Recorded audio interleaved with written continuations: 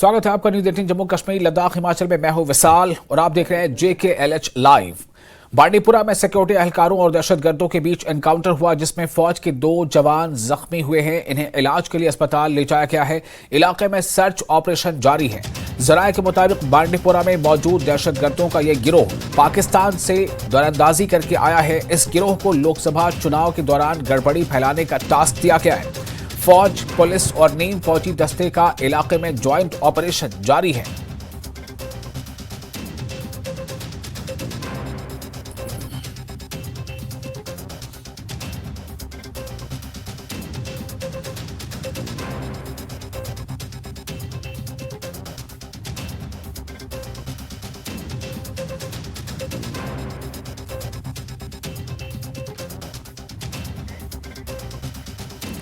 और इस वक्त हमारे साथ फोन लाइन पर जुड़ चुके हैं हमारे बांडीपुरा रिपोर्टर सईद। सईद, अभी हमें बताएं इस वक्त क्या ताजा सूरत हाल है? जी विशाल, ये जो बांडीपुरा का अरगा मेले इलाका है, तकरीबन 6 किलोमीटर दूर है बांडीपुरा डिस्ट्रिक्ट हेडक्वार्टर से। वहाँ का एक फॉरेस्ट एरिया है, रंजी उसको कहते हैं। वहाँ पे रात के 1:30 बजे फायरिंग हुई है। कहा जा रहा है कि फॉरेन टेररिस्ट का एक ग्रुप रिसेंटली उसने इन्फिल्ट्रेशन की है। वो बांडीपुरा के जंगलात में छुपा हुआ है। तो ताहम जब फौज को ये इत्तला मिली, उसके बाद वहां पे कोऑर्डिनेट सर्च ऑपरेशन चलाया गया। इब्तिदाई जो फायरिंग हुई उसमें फौज के 2 जवान जख्मी हुए हैं, जिसकी तस्दीक हो चुकी है।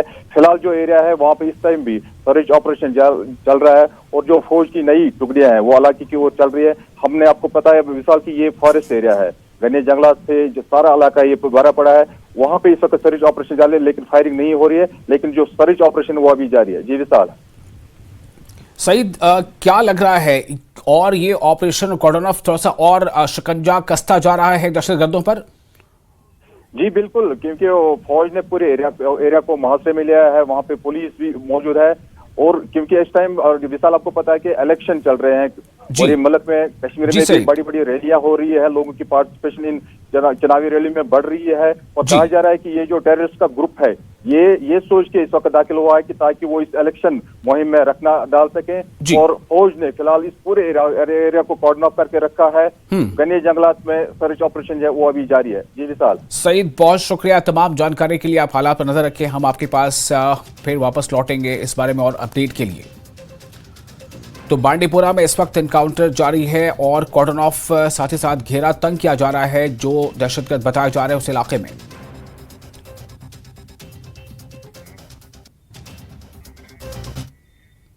और राजौरी दहशतगर्द हमले में मुलविस दहशतगर्द की शनाख्त कर ली गई है। दहशतगर्द की शनाख्त अबू हमजा की हैसियत से की गई है। जम्मू कश्मीर पुलिस ने दहशतगर्द के हवाले से मालूमात फराहम करने वाले को 10 लाख रुपए इनाम के तौर पर दिए जाने का ऐलान किया है। इस बीच सिक्योरिटी एहलकारों का सर्च ऑपरेशन इलाके में जारी है।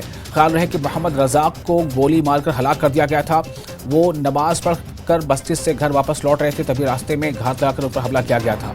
उनकी आखिरी रस्मात में हजारों की भीड़ जुटी थी।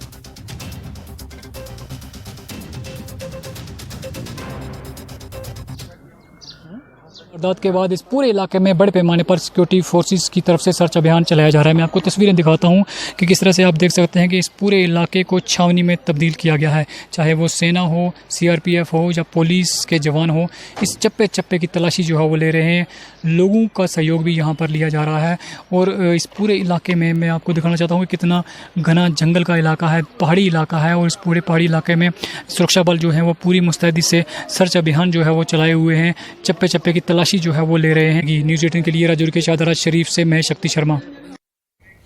और इसके साथ ही फिलहाल यहाँ वक्त एक छोटे से ब्रेक का, जल्द हाजिर होते हैं।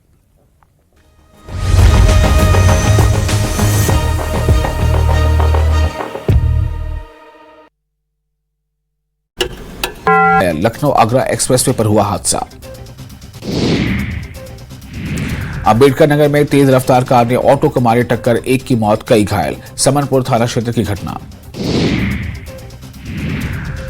इटावा में ई रिक्शा गड्ढे में जा गिरा, चालक की मौत, एक घायल। बकेवर थाना क्षेत्र की घटना। सचिन तेंदुलकर रांची के उर्माजी बरवे फुटबॉल मैदान पहुंचे। सचिन ने ग्रामीण फुटबॉलर लड़कियों से मुलाकात की और उन्हें स्पोर्ट्स के टिप्स दिए। कोटा के नया गांव के माध्यमिक विद्यालय में एक शिक्षक ने महिला प्रिंसिपल को मारा थप्पड़। महिला प्रिंसिपल ने शिक्षक के खिलाफ मामला दर्ज करवाया है। साबा पुलिस की नशे के खिलाफ बड़ी कार्रवाई। पुलिस ने अवैध शराब की 86 बोतलों के साथ शराब तस्कर को पकड़ा। साबा पुलिस की अवैध खनन के खिलाफ कार्रवाई। अवैध खनन के आरोप में पुलिस ने 5 वाहनों को किया जब्त। बारामूला पुलिस ने वागुरा और डेलिना में अवैध खनन में शामिल 4 ट्रैक्टर जब्त किए। 4 ड्राइवरों को किया गिरफ्तार।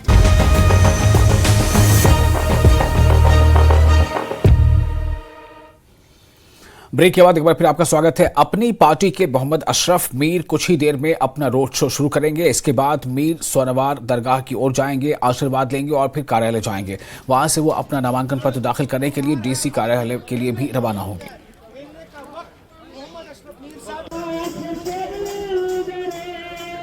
देखिए, उन लोगों ने तो लोगों का एतमाद खो चुके हैं। वो लोग पार्लियामेंट में कोई नुमाइंदगी नहीं हुई है जम्मू कश्मीर के लोगों की, अवाम की, चाहे नेशनल कॉन्फ्रेंस हो या पीडीपी हो। उन्होंने हमेशा झूठ की सियासत की है, लोगों का इस्तेसाल किया है। हम जाएंगे, सच की सियासत करेंगे और अपने लोगों की रहनुमाई के लिए, अपने लोगों की बका के लिए, अपने लोगों के लिए जो जेलों में बंद है उनके लिए करेंगे। अभी अच्छा मौका है कि ये झूठ की सियासत को तर्क करें। उनके साथ मेरे जवान भाइयों के साथ इस्तेसाल हुआ है, धोखा हुआ है, उससे तर्क करे और मोहम्मद अशरफ मीर को साथ दे। एक क्लीन सियासत के साथ में आ रहा हूं, इंशाल्लाह पार्लियामेंट में इनकी तर्जुमानी करूंगा। और जम्मू रियासी लोकसभा सीट से कांग्रेस उम्मीदवार रमन भल्ला आज जम्मू शहर में रोड शो कर रहे हैं। कांग्रेस के कार्यकर्ता सतवारी चौक जम्मू में जुटना शुरू हो गए हैं।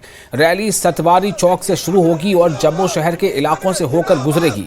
रोड शो का उद्देश्य कांग्रेस के पक्ष में समर्थन जुटाना है। इस सीट पर रमन भल्ला का सीधा मुकाबला बीजेपी के 2 बार सांसद रहे जुगल किशोर शर्मा से है। रमन भल्ला कांग्रेस के हैं, जबकि यहां पर INDIA यानी इंडिया अलायंस के तहत वो चुनावी मैदान में है। और यहां पर इंडिया अलायंस का मतलब है कि कांग्रेस और जो नेशनल कॉन्फ्रेंस है, कुछ और छोटी जमातें हैं। और इस खबर पर हमारे साथ ज्यादा जानकारी से जुड़ चुके हैं हमारे बड़े सहयोगी मनोज कौल। मनोज, रोड शो का क्या कार्यक्रम है, कब से शुरू होगा और कहां से होकर गुजरेगा? देखें विशाल, ये रोड शो शुरू हो चुका है। रमन भल्ला जो कि प्रत्याशी यहाँ के, वो यहाँ आ चुके हैं और आप देख सकते हैं कि यहाँ लंबी लंबी कतारें हैं। बहुत सारे समर्थक जुटाने की कोशिश की है कांग्रेस ने, क्योंकि आज प्रचार का आखिरी दिन है। आज तक जितना प्रचार हुआ है तो फाइनल टच जो है प्रचार का वो आज देने जा रहे हैं। इसी वजह से रमन भल्ला और कांग्रेस ने यहाँ पर आज एक रोड शो का एहतमाम किया है, जो सतवारी चौक से शुरू हुआ है और यह अलग अलग इलाकों से गुजर के लगभग 4 बजे के करीब इख्तिताम पजीर होगा। और यहाँ कोशिश यही रहेगी रमन भल्ला की कि वो ज़्यादा से ज़्यादा समर्थकों को जुटाएं और ज़्यादा से ज़्यादा वोटर्स को अपनी तरफ राग़िब करें। हमने देखा कि यहाँ इस रैली में नेशनल कॉन्फ्रेंस के कुछ वर्कर्स भी शामिल थे, क्योंकि रमन भल्ला, जैसा कि आपने कहा कि इंडिया अलायंस के यहाँ उम्मीदवार हैं और यहाँ आम आदमी पार्टी का भी समर्थन रमन भल्ला को मिल रहा है। और नेशनल कॉन्फ्रेंस ने पहले भी डॉक्टर फारूक अब्दुल्ला, जो नेशनल कॉन्फ्रेंस के प्रेसिडेंट हैं, उन्होंने रियासी इलाके में कुछ जलसों में भी समर्थन जुटाने की कोशिश की है रमन भल्ला के लिए। क्योंकि नेशनल कॉन्फ्रेंस और कांग्रेस दोनों मिलकर ये कोशिश कर रहे हैं कि बीजेपी का जो के साथ जो उनका मुकाबला है उसको किसी न किसी तरीके से जीता जाए। अब यहाँ पर आज पूरा दमखम लगा रहे हैं, हर तरफ से जो पार्टी के वर्कर्स हैं गाड़ियों में, पैदल, बाइक्स पे यहाँ इस रैली में शामिल हो रहे हैं। और यहाँ ये कोशिश रमन भल्ला की है कि वो इस चुनाव को जीतें। वहीं दूसरी तरफ बीजेपी का जो उम्मीदवार है जुगल किशोर शर्मा, उन्होंने भी कई कार्यक्रम किए हैं और 2 बार वो यहाँ से सांसद रह चुके हैं। उनका ये कहना है कि यहाँ जो बीजेपी की तरफ से जिस तरह से डेवलपमेंट के काम किए गए हैं, जम्मू शहर में जिस तरह से फ्लाईओवर्स और बाकी चीज़ें जो डेवलपमेंट के किए गए हैं, तो उसको लेके यहाँ जो लोग हैं वो उनका समर्थन करेंगे। जबकि कांग्रेस का ये कहना है कि बेरोज़गारी और महंगाई का जो मुद्दा है और साथ ही यहाँ के जो स्थानीय मुद्दे हैं, जिसमें स्मार्ट मीटर्स का इशू है, बेरोज़गारी का मसला है, उस पर वो कोशिश कर रहे हैं कि लोगों को अपनी तरफ राग़िब करें। अब ये देखना होगा कि वो किस हद तक कामयाब होते हैं, लेकिन कांग्रेस यहाँ पर या इंडिया अलायंस यूँ कहें तो बेहतर होगा, पूरा दमखम लगा रही है। आज जैसे मैंने कहा कि आज आखिरी दिन है प्रचार का। आज 5 बजे के बाद वो प्रचार नहीं कर पाएंगे, क्योंकि 26 तारीख को यहाँ वोटिंग होनी है। इसलिए कांग्रेस की लगातार यही कोशिश है कि आज जितना उनसे हो सके वो ज़्यादा से ज़्यादा वोटरों को अपनी तरफ लुभा सकें। जी विशाल। बिल्कुल मनोज, जाहिर है कि आज वो प्रचार का अंतिम दिन है, तो कांग्रेस और साथ ही साथ दूसरी भी जो जमातें हैं, चाहे वो बीजेपी हो या दूसरी और जमातें जो चुनावी मैदान में है, सब लोग आज आखिरी अब जो है तौर पर अपना कह सकते हैं कि हम पसीना बहाएंगे। मनोज, क्या नजर आ रहा है मुद्दे के तौर पर ये पार्टियां किन किन मुद्दों को उछाल रही हैं, किन किन मुद्दों को लेकर आवाम के बीच जा रही हैं? जाहिर सी बात, वो रोड शो हो या सभा हो, वहां पर पार्टियां या जो उम्मीदवार हैं वो मुद्दों को लेकर बात कर रहे होते हैं।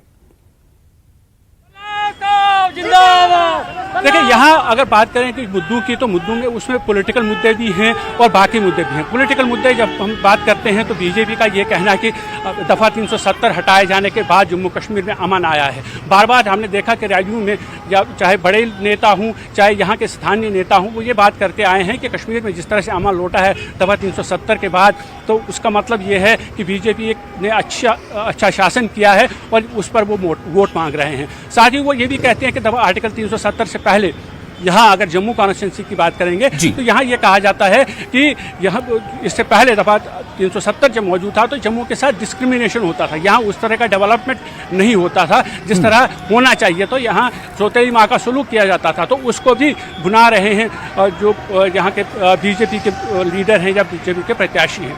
तो कांग्रेस का ये साफ कहना है कि जिस तरह से यहाँ बेरोजगारी बढ़ी है, महंगाई बढ़ी है, जो कि देश भर में उनका एक मुद्दा है, वो मुद्दा यहाँ भी छाया हुआ है। और साथ ही अनएम्प्लॉयमेंट और स्मार्ट मीटर्स सबसे बड़ा मुद्दा है। यहाँ का लोकल मुद्दों की अगर बात करेंगे तो वो एक बहुत बड़ा मुद्दा है जो कांग्रेस उछाल रही है। और जो अग्निवीर का मामला है, अग्निवीर के बारे में भी कांग्रेस का ये कहना है कि जिस तरह से बीजेपी ने वो पॉलिसी लाई है, वो स्कीम लाई है जिसमें सिर्फ 4 साल के बाद लोगों को वहाँ से रिटायर किया जाता है, तो कांग्रेस का ये कहना है कि जब उनकी सरकार आएगी तो वो कोशिश ये करेंगे कि वो जो अग्निवीर की जो पॉलिसी है उसको ख़त्म किया जाए और परमानेंटली जैसे पहले भर्ती होती थी आर्मी में उस तरह से भर्ती हो और लोगों को परमानेंट रोजगार मिले। तो ये कुछ मुद्दे हैं जो यहाँ छाए हुए हैं। हमने देखा कि जब भी यहाँ रैलियाँ हुई जहाँ बीजेपी विकास की बात करती है तो वहीं कांग्रेस लगातार ये कोशिश कर रही है कि बीजेपी को इस मुद्दे पर घेरा जाए, जो महंगाई है, अनएम्प्लॉयमेंट है या स्मार्ट मीटर्स का जो इशू है उसकी भी बात करें। जी मनोज, क्या आज इस रोड शो में रमन भल्ला के साथ नेशनल कॉन्फ्रेंस या आम आदमी पार्टी के भी कुछ लीडर्स नजर आ रहे हैं क्या? देखिए, लीडर्स तो नज़र नहीं आ रहे हैं नेशनल कॉन्फ्रेंस के, लेकिन ये ज़रूर है कि नेशनल कॉन्फ्रेंस के कई वर्कर्स हमने देखे जो नेशनल कॉन्फ्रेंस के झंडे हाथ में लिए रमन भल्ला के समर्थन में नारेबाजी कर रहे थे और इंडिया अलायंस के समर्थन में नारेबाजी कर रहे हैं। तो ये यहाँ जो वर्कर्स हैं जो यहाँ हमने रैली में देखा तो उसमें खासी भीड़ है नेशनल कॉन्फ्रेंस के वर्करों की। हालांकि लीडर्स ज़्यादा यहाँ दिखाई नहीं दिए नेशनल कॉन्फ्रेंस या आम आदमी पार्टी के, लेकिन वर्कर्स दिखाई दिए हैं कुछ मात्रा में। लेकिन ज़्यादातर जो वर्कर्स यहाँ हैं विशाल, इस रैली में जो रोड शो जो हो रहा है इसमें कांग्रेस के ही वर्कर्स हैं, अलग अलग क्षेत्रों से आए हुए हैं। जम्मू जो पार्लियामेंट्री कॉन्स्टिट्यूंसी है, जम्मू रियासी डिस्ट्रिक्ट, सांबा डिस्ट्रिक्ट है, तो सभी डिस्ट्रिक्ट से लोगों को बुलाया गया है। जो हमने देखा कि अलग अलग जगहों से लोग आए हैं, तो कोशिश कांग्रेस की ये है कि वो आज जम्मू शहर के अंदर लोगों को ये आश्वासन दिलाए कि लोग उनके साथ हैं और इसलिए कांग्रेस पार्टी का जो कैंडिडेट है वो काफ़ी मजबूत है, उसको लोगों का समर्थन हासिल है, इसलिए जो लोगों को उनके लिए ही वोट करना चाहिए। अब बहरहाल ये देखना होगा कि लोग किस तरह से कांग्रेस पार्टी के जो दावे हैं या जो उनके वादे हैं लोगों के साथ किए गए हैं उस पर लोग किस तरह की प्रतिक्रिया देते हैं और कितने लोग कांग्रेस पार्टी के लिए वोट करते हैं। क्योंकि हमने देखा कि पिछला जो चुनाव हुआ था उसमें रमन भल्ला लगभग 3,000 वोटों से हार चुके थे जुगल किशोर शर्मा से। तो जुगल किशोर शर्मा की ये कोशिश है कि वो हैट्रिक लगाएं, जबकि कांग्रेस लगातार अपना दमखम लगा रही है, लगातार ये कोशिश कर रही है कि रमन भल्ला इस बार जम्मू क्षेत्र से कामयाब होकर संसद में जाए, पार्लियामेंट में जाए, लोकसभा में यहाँ का प्रतिनिधित्व करे और लोगों के जो मसाइल हैं मुद्दे हैं उनको सरकार तक पहुँचाए। अब बहरहाल आखिरी फैसला जो है वो वोटर्स के हाथ में है। 26 तारीख को जब वोटिंग होगी तब जहाँ जो वोटर्स हैं वो अपना जो उनका जो डिसीजन है वो ईवीएम में कैद करेंगे और तब पता चलेगा कि आखिर किसकी दाल गली है, कौन कामयाब हुआ है लोगों को अपनी तरफ लुभाने में। बिल्कुल। एक आखिरी सवाल, छोटा सा जवाब चाहूंगा कि ये जो आज रोड शो है ये सतवारी चौक से शुरू होकर जहां तक भी जाएगा लगभग कितना ये डिस्टेंस कवर करेगा? देखिए ये रोड शो जो सतवारी चौक से शुरू हुआ है, शहर के अलग अलग क्षेत्रों से जब जाएगा तो 15 से 20 किलोमीटर का जो रास्ता है वो ये तय करेगा अलग अलग स्थानों पर। जिसमें कोई हालांकि कोई मीटिंग नहीं बताई गई है कि कहीं पर चुनावी मीटिंग से खिलाफ करेंगे रमन भल्ला या बाकी लीडर, बल्कि ये है कि अलग अलग क्षेत्रों से गुजर के ये लोगों को ये आभास कराया जाएगा, ये दिखाने की कोशिश की जाएगी कि रमन भल्ला के साथ लोगों का समर्थन है और जो लोग अभी भी शायद इस पसोपेश में है कि किसको वोट देना चाहिए, तो वो ये कोशिश कर रहे हैं कि उनको भी अपनी तरफ लुभाएं और रमन भल्ला के हक में अपना समर्थन जुटाएं। और यही आप देख सकते हैं कि अभी भी यहाँ जो समर्थक हैं लगातार नारेबाजी कर रहे हैं रमन भल्ला के हक में, और ये यही चाहते हैं कि बाकी के जो लोग हैं जिन्होंने अभी डिसाइड नहीं किया है कि किसको वोट देना है, उन तक ये पैगाम पहुंचाया जाए कि रमन भल्ला के हक में वोट दिया जाए। और मैं आपको बता दूं कि जुगल किशोर शर्मा जो बीजेपी के प्रत्याशी हैं जम्मू से, वो भी आज बाद दोपहर अपना चुनाव प्रचार करेंगे और जनसभा से भी संबोधित करेंगे। तो यानी आज जो दोनों जो मेन कॉन्टेस्टेंट्स हैं इस कॉन्स्टिट्यूंसी के, वो दोनों ये कोशिश करेंगे कि लोगों को ये अपनी तरफ ले जाएं और उन्हें ये अपील करें कि वो उनके समर्थन में उनके। चलिए, बहुत शुक्रिया आपका मनोज जी तमाम जानकारी के लिए। और इसके साथ ही हम ये बताएं आपको कि तशहीर मुहिम में तमाम पार्टियों के सरकर्ता लीडरान जुटे हैं और अपने उम्मीदवार के हक में वोट मांग रहे हैं। डीपीएपी सरबराह गुलाम नबी आजाद काजीकुंड में आज सरगर्म रहेंगे, वो रोड शो करेंगे और अपने उम्मीदवार के लिए वोट मांगेंगे। वहीं महबूबा मुफ्ती भी देवसर कुलगाम में आज मसरूफ रहेंगी। महबूबा मुफ्ती देवसर कुलगाम में रोड शो करेंगी और अपने उम्मीदवार के हक में लोगों से वोट की अपील करेंगी।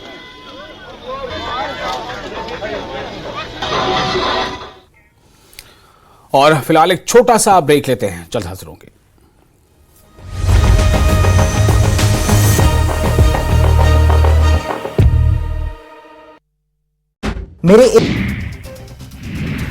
बारामूला में पुलिस ने ड्रग तस्कर को किया गिरफ्तार। 30 ग्राम प्रतिबंधित चरस जैसा पदार्थ हुआ बरामद, आरोपियों पर मामला दर्ज। जम्मू पुलिस ने 14 साल से गिरफ्तारी से बच रहे भगोड़े को किया गिरफ्तार। भगोड़े को सक्षम न्यायालय के समक्ष किया जाएगा पेश। पुलिस ने जम्मू के अखनूर में ड्रग तस्कर से जुड़ी लाखों की संपत्ति कुर्क कर आरोपी को हिरासत में लिया। पुंछ में पुलिस ने किया स्कूल के हेडमास्टर को गिरफ्तार। पिस्तौल और ग्रेनेड भी बरामद। ओवरग्राउंड वर्कर के तौर पर काम कर रहे थे हेडमास्टर। पुंछ कत्ल की गुत्थी सुलझी। पुलिस ने खातून और उसके आशिक को किया गिरफ्तार। आशिक के साथ मिलकर बीवी ने शौहर का किया कत्ल। बद्दी के 2 फैक्ट्रियों में लगी भीषण आग, हादसे में लाखों का हुआ नुकसान। फायर ब्रिगेड ने आग पर पाया काबू। नूरपुर पुलिस की नशे के खिलाफ मुहिम जारी। नशा तस्करों के खिलाफ बड़ी कार्रवाई, लगभग 27 ग्राम चिट्टा बरामद।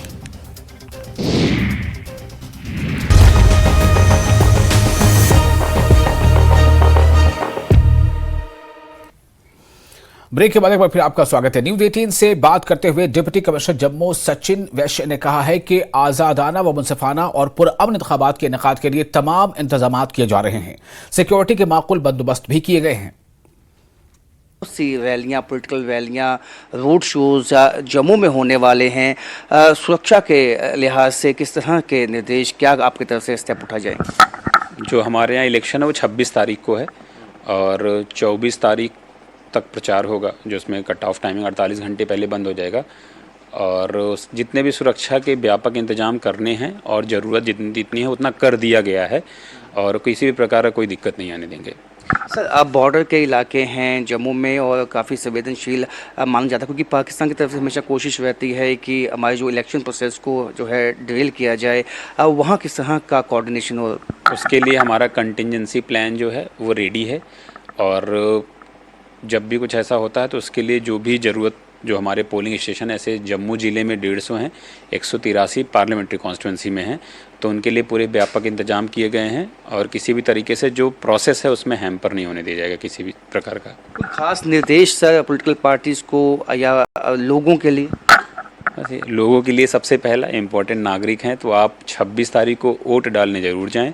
पॉलिटिकल पार्टीज़ के लिए है कि जो भी गाइडलाइंस हैं कमीशन की उनको ज़रूर फॉलो करें।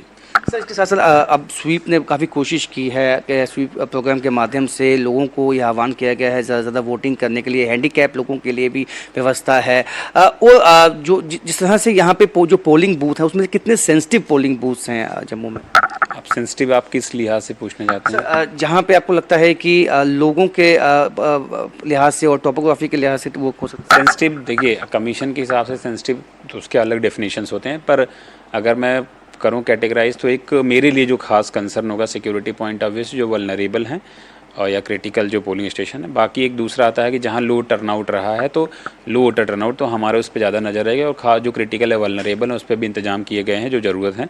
और जो हमारे ये पोलिंग स्टेशन जो जहाँ कम वोटर टर्नआउट हुआ, स्वीप जैसा आप बता रहे थे उसके माध्यम से हम पूरा ये कर रहे हैं कि हर कोई 100% मतदान हो और हर वर्ग, जैसे आपने बोला कि जो बुज़ुर्ग हैं 85 साल के ऊपर हैं या वृद्ध हैं, क्या बोलते हैं जो पर्सन विद डिसेबिलिटीज़ हैं, जो स्पेशली एबल्ड लोग हैं, इनके सब के लिए व्यवस्था कर दिया गया है। सवाल ये होगा कि एमसीसी का वॉल्यूशन नहीं हो सेकंड फेज में, उसके लिए क्या निर्देश political party?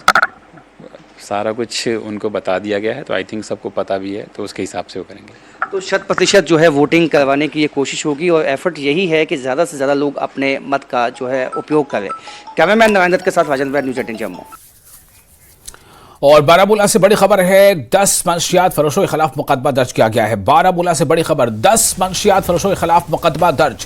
PIT NDPS act के तहत मुकदमा दर्ज किया गया है। जम्मू कश्मीर के बारामूला से बड़ी खबर, मंशियात फरोशों के खिलाफ सख्त कार्रवाई। बारामूला से बड़ी खबर दे रहा हूं आपको, 10 मंशियात फरोशों के खिलाफ मुकदमा दर्ज किया गया है। जम्मू कश्मीर पुलिस लगातार मंशियात फरोशों और जिससे जुड़े जो भी लोग उनके खिलाफ कार्रवाई कर रही है। और अभी जो ताज़ा खबर उसके मुताबिक 10 मंशियात फरोशों को के खिलाफ जो कार्रवाई की गई है और इन के खिलाफ मुकदमा दर्ज किया गया है। पीआईटी एनडीपीएस एक्ट के तहत मुकदमा दर्ज किया गया है 10 मंशियात फरोशों के खिलाफ।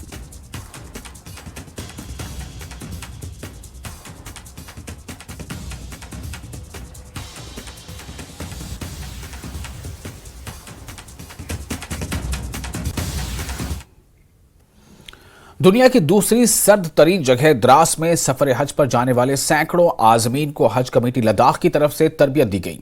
चेयरपर्सन हज कमेटी लद्दाख मोहम्मद अली मजाज की सदारत और उलमाए कौंसिल द्रास की निगरानी में ये ट्रेनिंग दी गई। आजमीन हज और हज कमेटी के मेंबरों ने न्यूज़ 18 से अपने ख्यालात का इजहार किया।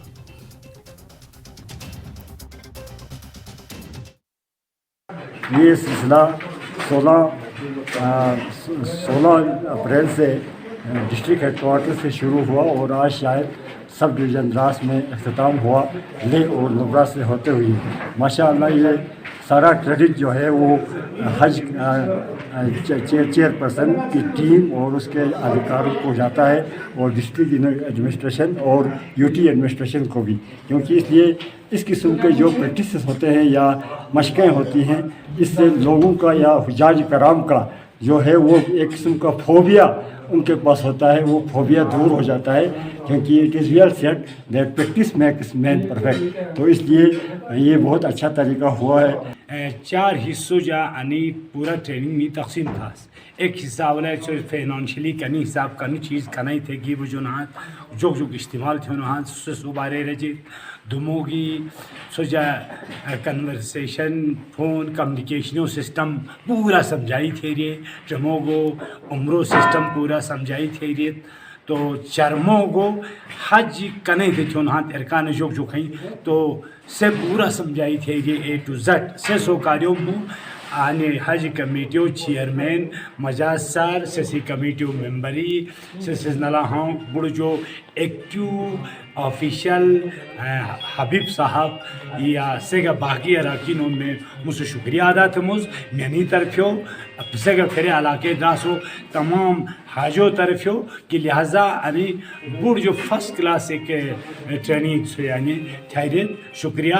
क्योंकि इससे पहले सब मालूमात यकीनन एक आम आदमी को नहीं पता थी, तो मैं यूटी लद्दाख से हमारे यूटी से भी गुजारिश करना चाहूँगा और हमारी हज कमेटी के तमाम ख़ास तौर पर मजाज साहब से भी ये रिक्वेस्ट करना चाहूँगा कि आप हर साल जिस तरीके से यकीनन इंशाल्लाह हर साल आप दामाद देंगे इस चीज़ को और कंटिन्यू करेंगे और हो सके हमारी एक ख्वाहिश दिली ख्वाहिश है कि अगर हो सके तो साल में 1-2 बार इस तरह का प्रोग्राम होना चाहिए ताकि लोग जाने के लिए हज की तरफ मरगूब हो जाएं, हज के लिए लोग दिल से खुश हो जाएं ताकि लोगों को पता चले हज क्या है। सब डिवीज़न द्रास करगिल ज़िले के यहाँ पर जो ऑडिटोरियम हॉल है उसमें हमारे बड़े मस्जिदों के 5 इमामों के सरबराही में आज का जो ओरिएंटेशन ट्रेनिंग तरबियती प्रोग्राम आगाज़ हुआ, तो अल्हम्दुलिल्लाह बहुत ही हम हज कमेटी की ओर से मशकूर ममनून है तमाम इमाम साहबान का, डिस्ट्रिक्ट एडमिनिस्ट्रेशन।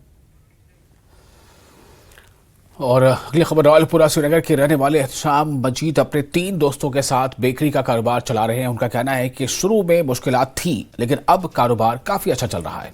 एहतशाम मजीद का कहना है कि मार्च में वजीर आज़म के दौरे कश्मीर के दौरान उन्हें बात करने का मौका मिला और उन्हें काफ़ी हौसला मिला। उन्होंने हुनरमंदी की तरक्की और एंटरप्रेन्योरशिप की वजाहत से कामयाब कारोबारी अवार्ड भी हासिल किया है। इन लोगों का कहना है कि अब वो अपना कारोबार कश्मीर के मुख्तलिफ हिस्सों में ले जाना चाहते हैं।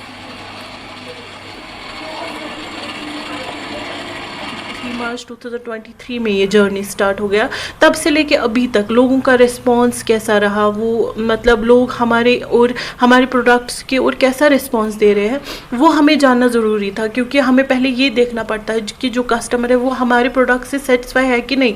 तो वो चीज़ हमने देखी, तो तभी हमने सोचा कि नहीं, हमें अब इसमें आगे जाना चाहिए। फाइनली अभी हमारा मतलब ये मैन्युफैक्चरिंग यूनिट अच्छे से रन कर रहा है। मैं एक मिडिल क्लास फैमिली से ताल्लुक़ रखती हूँ।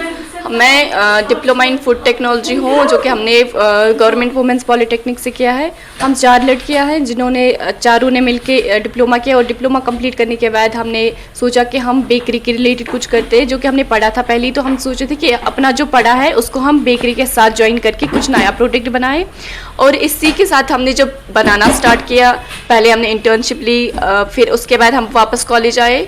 कॉलेज वापस आने के बाद हमने 6 महीने का इंक्यूबेशन वहाँ पे रन किया, और उस दौरान हमें एक्सपोजर मिला, मार्केटिंग स्किल्स मिली, नए नए लोगों से हमारा जो है मतलब मीटिंग्स हुई, गवर्नमेंट की तरफ से कुछ प्रोग्राम हुए कॉलेज में, तो उनसे हमें एंटरप्रेन्योरशिप का कुछ कॉन्सेप्ट मिला। तो उससे हमने सोचा कि अब हम अपना जो पैशन था बेकरी रिलेटेड उसको हम आगे बढ़ाएं। और इसके साथ ही इस बुलेटिन में फिलहाल इतना ही, लेकिन न्यूज़ 18 JKLH पर लगातार बड़ी और अहम खबरों का सिलसिला जारी रहेगा।